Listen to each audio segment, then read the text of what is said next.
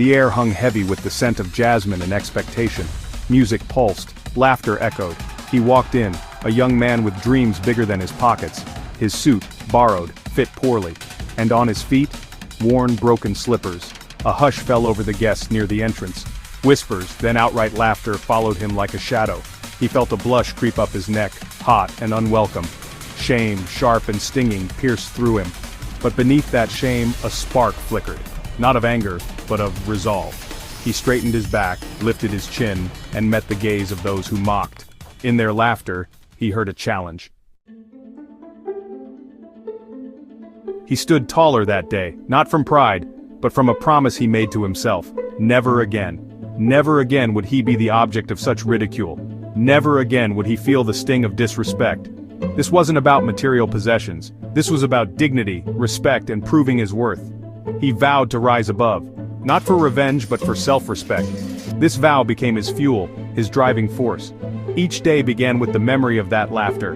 It was a bitter pill, but it fueled his ambition. He worked 2 jobs, his hands calloused, his spirit unyielding. There were no shortcuts, no complaints, only relentless hard work.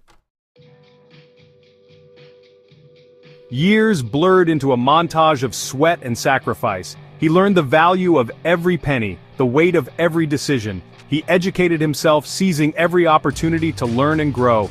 He climbed the ladder of success one rung at a time. Each small victory fueled his determination.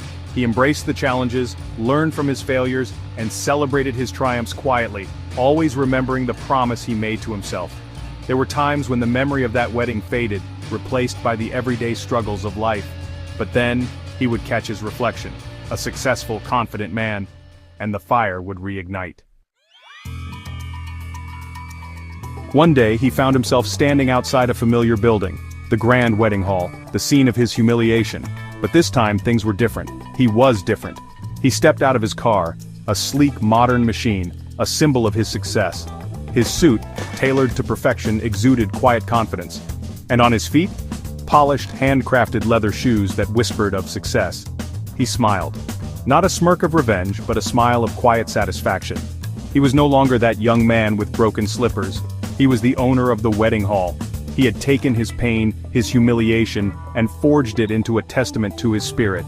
His ego, once wounded, had become his driving force, pushing him towards a future he could be proud of. He entered the hall, not with the shame of the past, but with the pride of the present. He had owned his narrative. He had transformed his humiliation into triumph, and in doing so, he had shown the world